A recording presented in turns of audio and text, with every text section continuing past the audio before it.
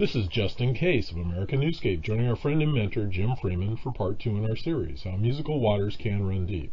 Jim joins us to share some musical history, theories, and so much more. Greetings, Jim. Welcome to American Newscape. Thanks, Justin. Glad to be here. Jim, both you and your brother Bob have a remarkable perspective on how musical water ran, and even today runs deep in your stories today. Let's get this started, Jim. Could you please share some of your family's musical history? Sure, I'd be glad to. I mean,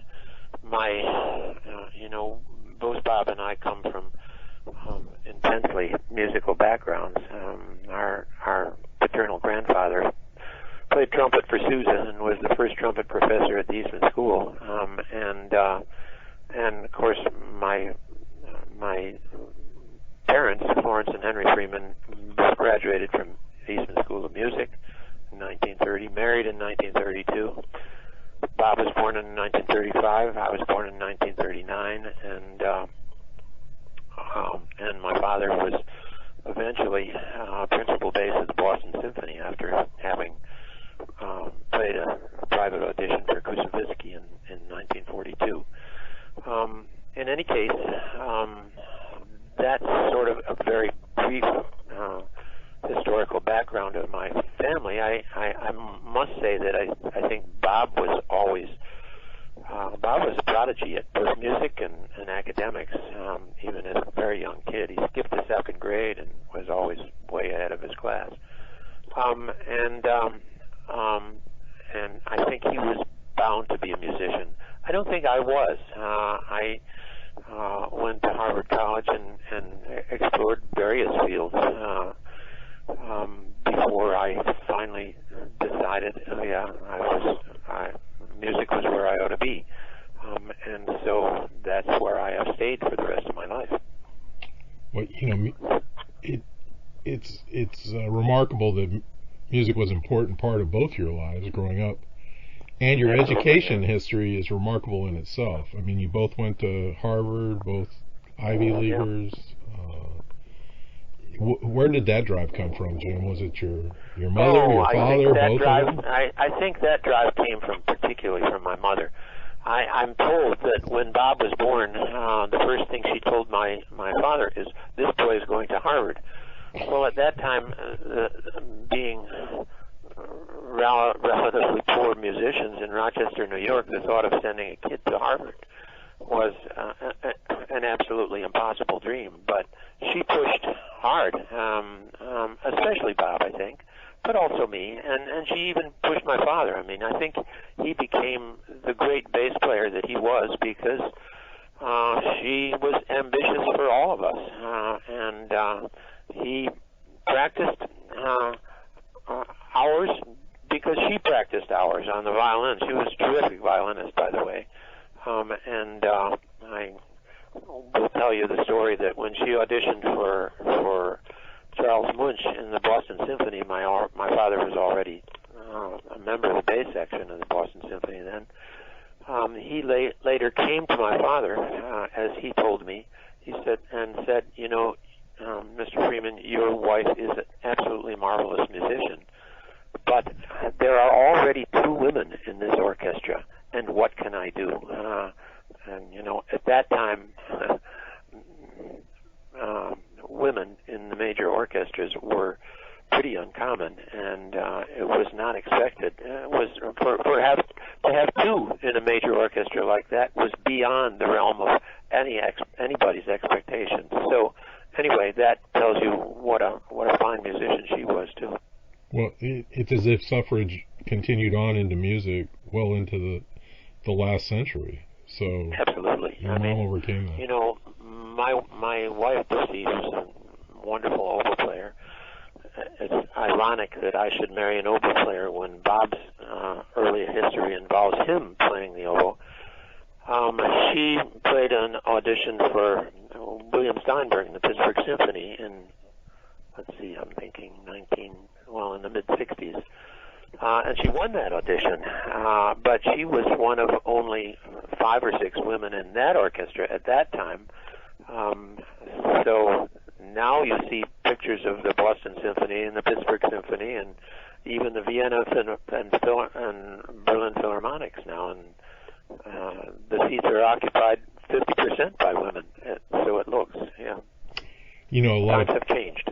You know, a lot of musicians don't realize what a competitive endeavor it is. I mean, oh my God, they wonder why the recitals are the recitals. They wonder why the preparation for those auditions and the pressure. You know, there's a lot of very acclaimed musicians that crumple under the pressure of sitting in front of either a director or a conductor trying to pass that, or sitting on the stage by themselves or with a group and trying to overcome stage fright. Yeah.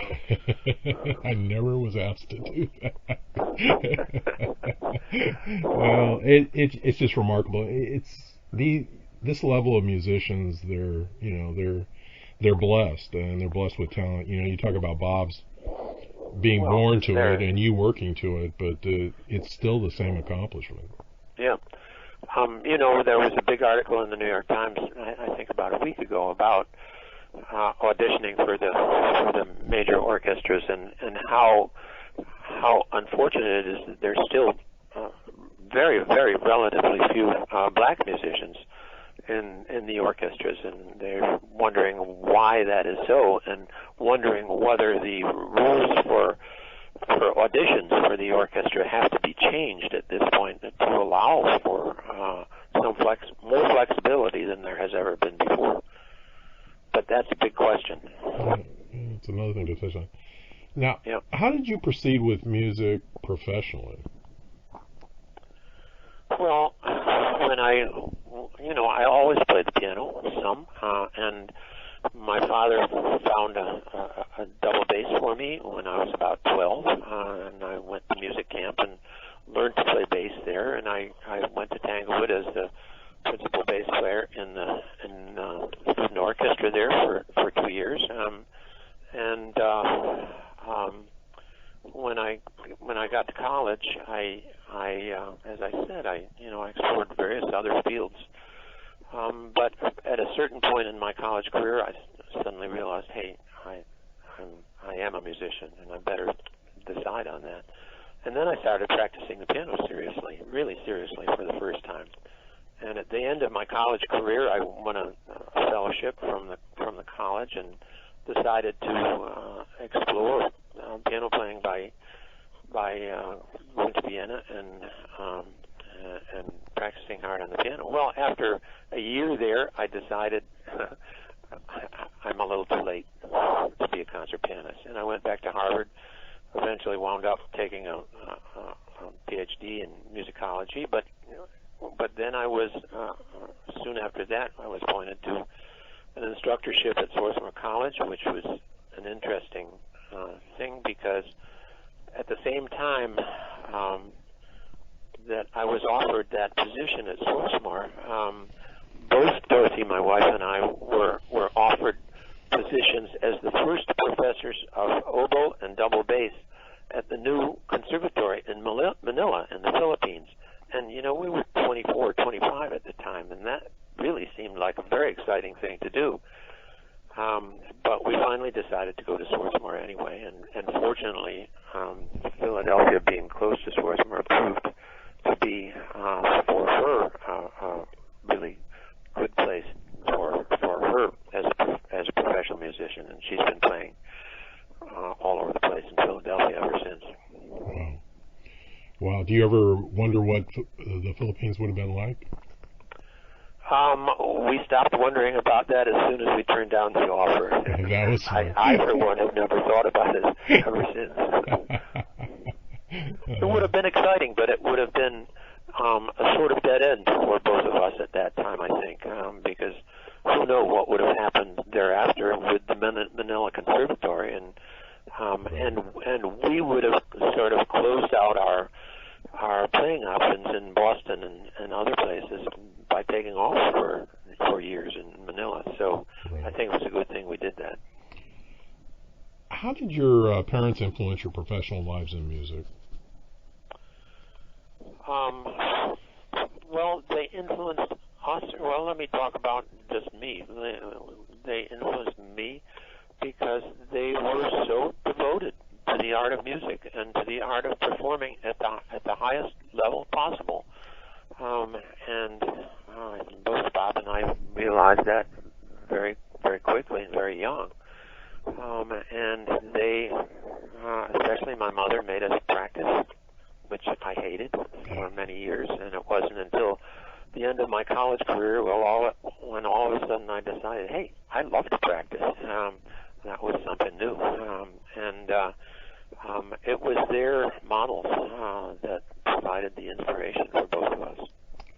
When you talk about loving practice, which was something I certainly never loved, was it almost like therapeutic for you? Was it like a meditative state? Oh, all of a sudden, I think sort of at the middle of my junior year in college, all of a sudden, there's near Harvard University, there's a place called the Longy School of Music, which is very important to both Bob and me.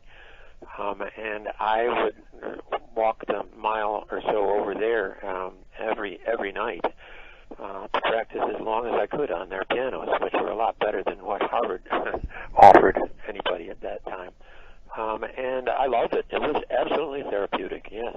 Yeah. Well, that made, as an adult, now I understand, when I was in the bands and doing my thing, I never quite understood the musicians that love those practice rooms.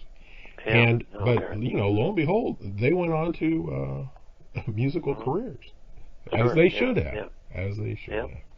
Yeah, absolutely. Did one thing that fascinated me? Probably, I'm one of the biggest fans of Sousa, still around. Yeah. Your grandfather played with him. Yep. Mm-hmm. And Bob touched on it a bit, but how magical that must have been. Do you remember your grandfather telling you stories about that, or? I remember him telling stories about the Sousa tour, and about the thing about my grandfather is perhaps Bob told you, is that he came from Australia to England and then to New York City, and made his living in New York City when he was in his 20s, playing at first for the silent pictures, and then in other theaters around New York City. He at one point at that time, he and a few other people tried to form a new musicians union, and the theaters threw him out and others and banned him from playing. And it took 2 or 3 years for him to get back into the business of playing. And he told his 3 sons that he didn't want any of them to be musicians. Never. It was too awful and almost dirty a profession. And so it wasn't until my father was in his senior year in high school when he finally picked up the bass. And I sort of think my grandfather said to him, I'm not sure this is true, but I've always imagined it to be true, that my grandfather said to my father, well, okay, the double bass isn't really a musical instrument. I can let you do that. And of course, the next year, my father was admitted as the first double bass student at the Eastman School of Music. Well, not bad for a non-musician. Things went very, very quickly for him. Yeah. I wonder if your grandfather... He was actually, Justin, he was actually, early on in his Eastman School career, he was actually making $61 a week, playing at some theater in Rochester, again, for the silent pictures. And $61 a week for a musician at that time was really big money, as you can imagine.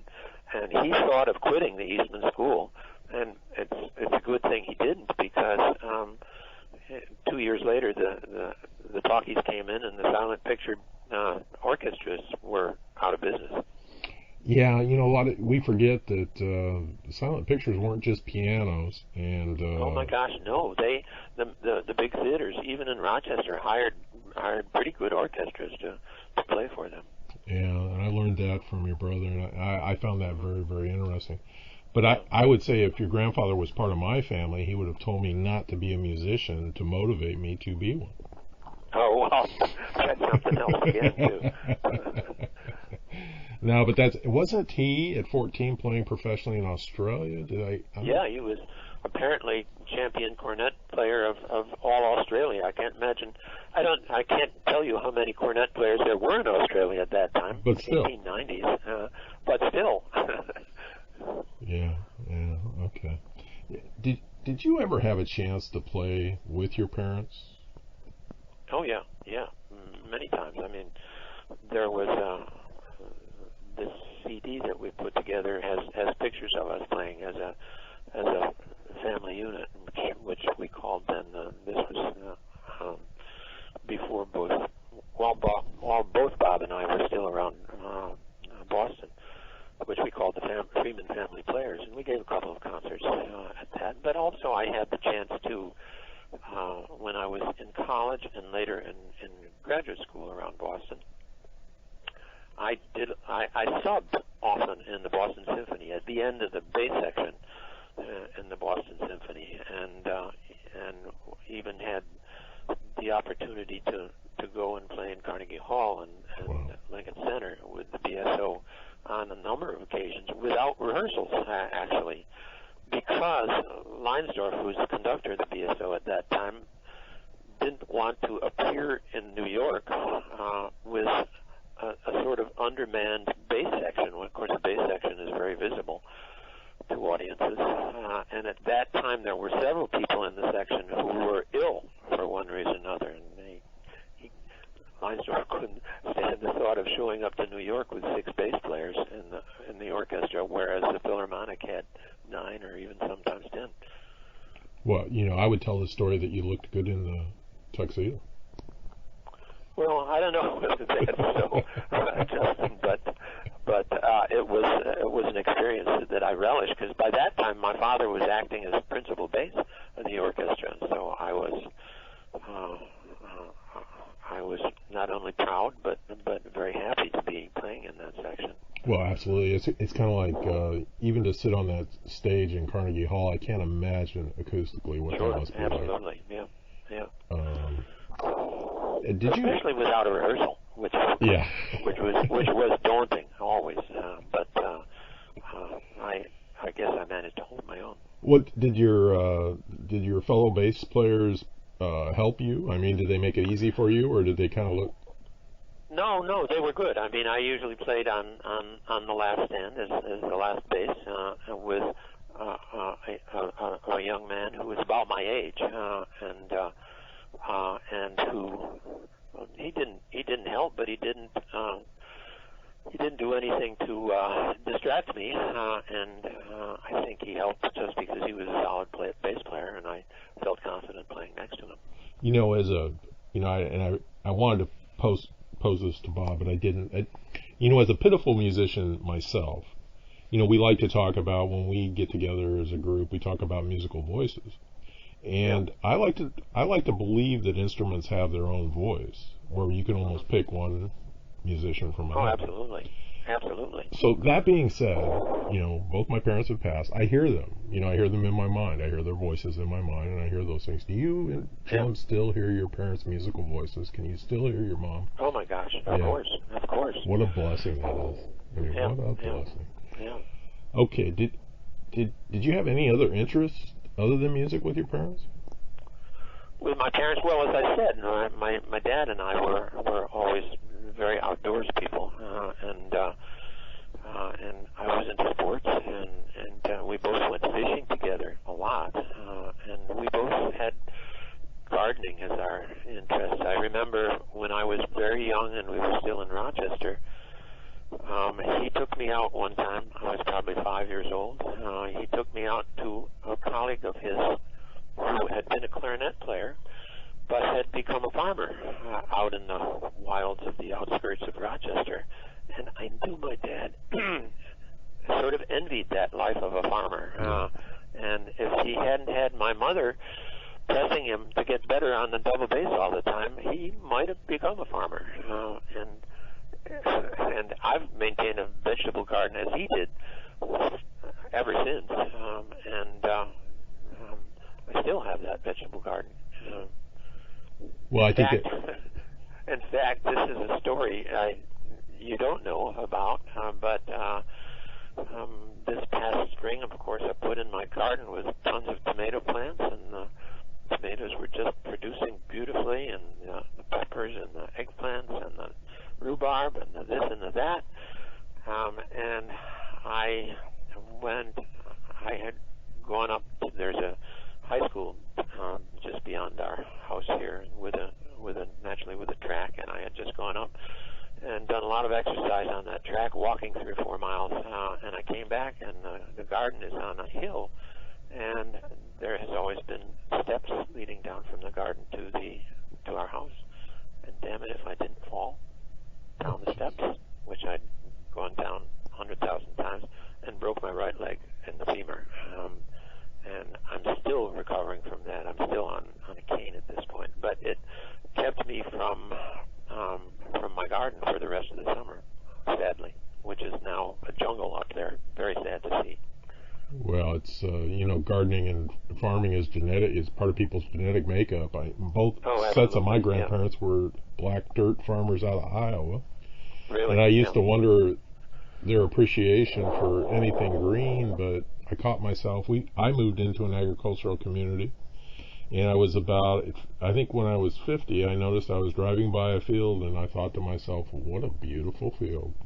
And I said, oh my goodness, it's genetic. Yeah, absolutely. But I garden for therapy. I mean, it's therapeutic for me. Sure. And it's an art in itself. Yeah. Oh, sure. Okay. Can you share some background on now there's 3 composers whose work is represented on your CD, and this CD is a tribute to your parents. Can you share some background on them? Sure. Well, I don't know. I don't know Kevin Putz was the composer that Bob commissioned. I've met him, but I've never played any of his. Well, yes, I have. Both Dorothy and I have been playing for years, probably how many years now? 40 years for the Opera Company of Philadelphia's orchestra, and we played an opera of his, a wonderful piece called Silent Night, a number of years ago, and that's where I know Kevin Putz from. But other than that, I don't really know him, and I don't know a lot of his music except for that and the piece that Bob commissioned. Andrea Clearfield is a composer from Philadelphia, very good composer, and I, along with Orchestra 2001, commissioned her to write the violin concerto that's on this CD. And I chose her particularly because she was a woman, and I chose the violin soloist, Gloria Justin, particularly because she is a woman, and the concerto was commissioned in memory of my mother, who was, as I said, a terrific violinist, and who was always in the avant-garde of pressing for women's rights as musicians. She once told me a story that I will tell you. When she was very young and still at the Eastman School, I think, she was hired once as the first violinist in a string quartet to play at a young woman's wedding somewhere in Rochester, somewhere probably very social. And she got to the ceremony, and the mother of the bride said, "I'm sorry, I will not have a woman playing for my daughter's wedding." And my mother always remembered that and fought against such things for the rest of her life. Yeah, it's hard. It's hard today to relate to such mindsets. Yeah. Well, now, and the other composer, Gunther Schuller, was from Boston, knew my parents very well, and Bob and I both got to know him quite well. And so when Bob and I decided that the third piece on this CD ought to be by a composer whom we both knew, we both said immediately, well, that's Gunther Schuller. And so it was a good thing that we did that, because Gunther is not living anymore, and I'm glad we got him to write this piece for us, which is a very thorny, not to say difficult piece. Well, it is difficult, And he didn't live too many years after that, so I'm glad we got that accomplished. That makes it special. And of course, Gunther was, a famous American composer, one of the most well-known American composers of his era. He won all sorts of prizes and Pulitzers and this and that. Okay, how did you decide on the title, The Red Snapper Quintet? I didn't. Bob has to tell you about that. So it's He Bob's. didn't tell you about that? Yeah, he did. I just wanted to hear your version Okay. of it. I mean, I wasn't involved in that commission at all, nor was he in the Andrea Clearfield commission. Right. We both did our own separate things, and it was only with the Schuller that we collaborated, both as performers and as commissioners. Okay. Well, what I remember, it was a contest for a restaurant, and it was. That's right. Yeah. It was just remarkable. Okay. Yeah. Tell us about Orchestra 2001. Okay. Well, both Dorothy and I, as soon as we got to Philadelphia, for one reason or another, we both started playing especially in contemporary music ensembles. One was the University of Pennsylvania Contemporary Players, and the other was the Philadelphia Composers Forum. And it was very exciting at that time to be involved in new music as players. Well, by the mid-'80s, both those organizations had not failed. They just had gone out of existence. And there was very, very little contemporary music being performed in Philadelphia at that time. In fact, Philadelphia became known at that time as maybe one of the most backward cities in America for contemporary music. The Curtis Institute, which was the primary educational outfit in Philadelphia, really had nothing to do either as performers or as teachers with music beyond Brahms, if you can imagine that. Truly, I'm saying that. And it struck me in 1988 that there was an enormous dearth of contemporary music happening in this city, and so that's when I decided to start Orchestra 2001, 1988. I got a $5,000 grant to pay the musicians, and my parents actually gave me a little bit of money to help towards that. And we eventually, very quickly flourished as an ensemble, and eventually we had made, performed in countries all over the world, including Russia, England, Slovenia, Cuba, and other places, and performed at the Salzburg Festival, which is a big deal, and produced a total of actually 18 commercial CDs, all devoted to contemporary music. Almost all of that music by American composers, and almost all of it by Philadelphia composers. So it became my baby for a long time, and I can tell you a story that this is an interesting story. Actually, soon after we started Orchestra 2001, I think it was probably 4 or 5 years. Well, at that time, just before we had started, in 1987, the Philadelphia Orchestra had commissioned a bunch of new works from American composers, which is a big deal for the Philadelphia Orchestra at that time. And one of the composers they commissioned was Milton Babbitt. I don't know whether that name means anything to you, does it? But Milton was a very avant-garde composer whose music was very difficult to play for performers and very difficult to understand for audiences. Milton wrote a piece called Transfigured Notes, which was a pun on Arnold Schoenberg's Transfigured Night. But he wrote it for the violin section of the Philadelphia Orchestra. The entire Philadelphia Orchestra. It's a piece for large string orchestra. And it proved the Philly Orchestra tried to rehearse it under 3 different composers, and finally gave up on it as impossible to play. And I then decided, hey, this is a piece by an important American composer, and it needs to be heard and played in Philadelphia.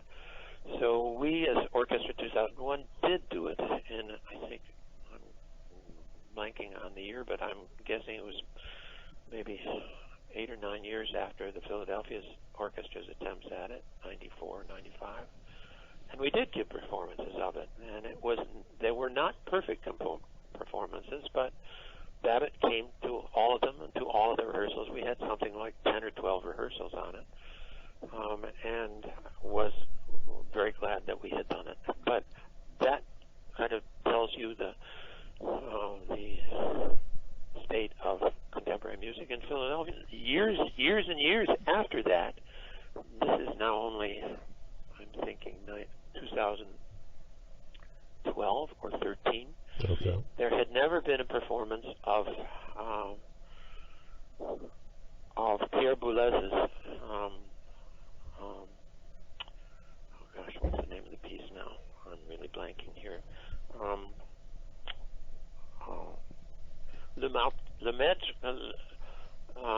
Le Marteau sans maître, the master without hammer. Odd title, but the title is from the French poems that Boulez wrote it on, and it became a famous. Boulez wrote it in 1955, and it quickly became an enormously important piece for new composers all over the world, and was played everywhere except in Philadelphia. Well, we finally gave the first performance of Le Maître in Philadelphia, and that was in 2011 or 12. I'm thinking that is something like 55 years after it was first played, which tells you something about why Orchestra 2001 existed. Well, I'll tell you. That was my baby for a long time until I finally, this is maybe not for publication, but the then executive director of the orchestra and I just couldn't get along together. We fought constantly over things that I thought were the priority things for the artistic director, and I finally decided I can't do this anymore with him, and I resigned from the orchestra and started a new orchestra called Chamber Orchestra First Editions. And that orchestra has been in existence now for 5 years, and we continue to be existing. Well, so that's it sounds like, you might be as stubborn as I am, but you're driving, that driving spirit to actually get those pieces played is amazing. Well, once you get started on something, it becomes your passion. And it was my passion. By all means. When you talk about it was difficult to listen to for the audiences, what about when you had a chance to listen to it after the fact? When I have to listen to it, we have a recording of it that we made from one of the performances, and it's a difficult piece to comprehend. My friend and the longtime conductor of the University of Pennsylvania Contemporary Players said, this is a piece that could be done by 9 solo string players, but not by a string orchestra, because the individual parts people can't play them together. It's impossible to play them together, either in tune or together. The notation is so difficult. The pitches are so difficult. But so I am now. The funny thing is, I've just received a grant from the Musical Fund Society of Philadelphia to do performances of the piece for 9 solo string players, which I think is actually quite possible. Although Milton Babbitt himself always condemned that idea, saying, "No, I wrote it for string orchestra." That is fascinating to me. If you get the urge down the road, Jim, we should come back and do this. And if we can get a recording of it, I would love to interview you just about the complexities of this piece, because I've never heard of something like that, and I find it fascinating, and maybe I can find somebody else out there that will find it fascinating. Yeah. Okay, before we get off of here, tell us about your Christmas carols with the family.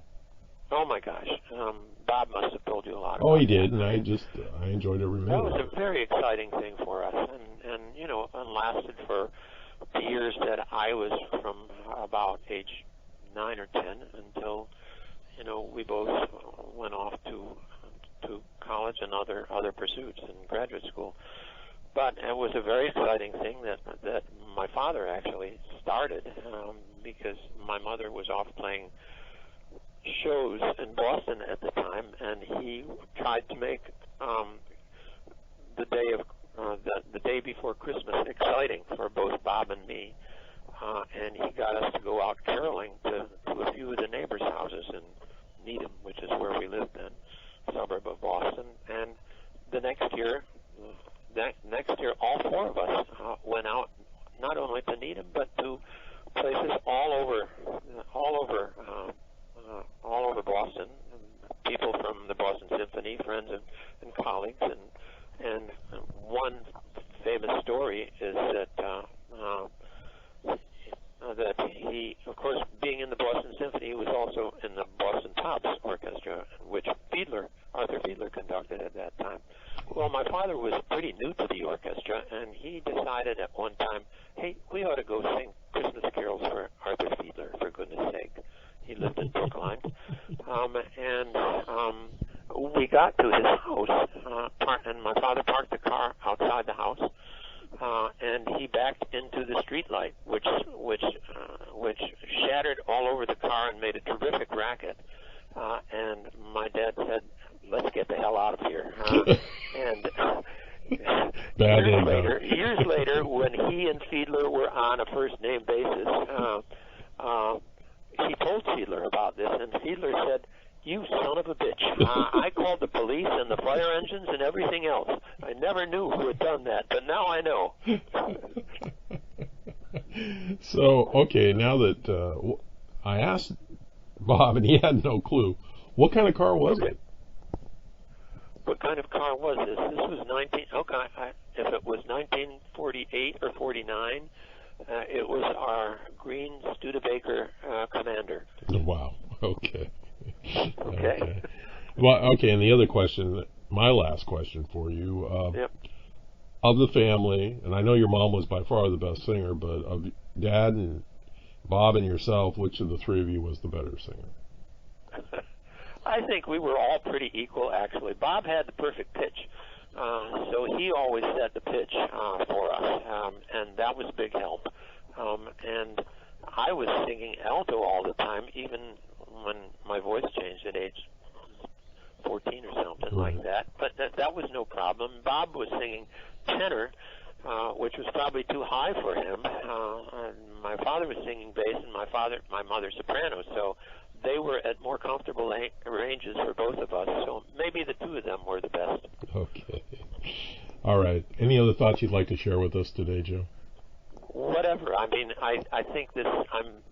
Both Bob and I are very proud of this CD, and we're very, very happy with the pieces we commissioned. I think they're really strong pieces, and I think the performances on the CD are terrific. And I hope people will listen, and it's not the easiest music to listen to, especially Gunther Schuller's piece, perhaps, but it's all really good music. Well, that's cool. I'm looking forward to listening to it, and anybody else that has an interest in it, we're going to provide links in the Read More, so you can get your copy of it when it's available. Yeah. Okay. This has been Justin. All right, Justin. Nice to talk to you, and we'll go from there. Okay. This has been Justin Case and Jim Freeman sharing a beautiful perspective of how musical waters can run deep, and if you haven't checked out Bob's interview from last week, do so. Thanks for joining us. Remember, additional information and links are provided in this video's Read More. Please be sure to subscribe to this channel to stay connected, and please stand back. We are not sure how much bigger this channel is going to get. Thank you.